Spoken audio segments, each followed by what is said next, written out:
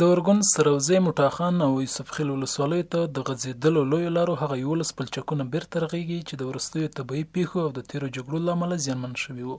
د ولایتي ادارې استازي وایي چې موږ هڅه کوو په راتلونکي کې هم په هغو ساحو کې د لویو لارو پر رغونه باندې کار وکړو چې خلک ورسره په ستونزو کې لاس او ګریوان دي.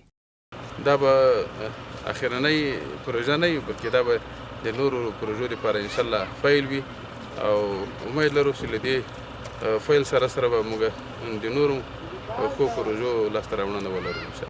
په پکتیکا کې د ټولګټو چارو د ریاست استازي وایي چې د دې پروژې مالي لګښت 3.5 میلیون افغانیو په ارزښت د ټولګټو چارو د وزارت له لوري ورکول کیږي او د یادې پروژې رغښتي چارې به په راتلونکو 2 میاشتو کې بشپړې شي. افتتاح وصل او کارونه انشاءالله په چټکۍ سره روان دي. وخت مو تقریبا 2 میاشتې ورکړی دی. انشاءالله که خدای کول په 1.5 میاشت کې به کارونه سرته رسیږي. کارونه انشاءالله تیز روان دي. 15 لکو افغانیو په لګښت باندې شرکت هم انشاءالله ورکړي دي. شرکت به کارونه په مخ باندې وي. ځایي خلک هم د دولت له لوري په پرمختیایي چارو خوښ دي. د دوی په خبره چې د یادو پلچکونو د جوړېدو اړتیا ډیره لیدل کېده او له دولته غواړي چې د بیا رغونې په برخه کې نور انکشافي چارې هم ترسره کړي.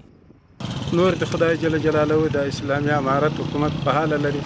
الله پاک دې نور توفیق ورکړي چې دا ویجاړ پلونه ویجاړې ویالې ویجاړ سړکونه آباد لري او د خلکو د سوکالۍ او د خوشحالۍ سبب شي. که دومره تکلیفونه ورسره چې دا لار ور ډېره سخته چاړه ده. تمامه شپه ورځ چلیږي. موټرې غټې موټرې لویې موټرې دا ټولې پیچلي.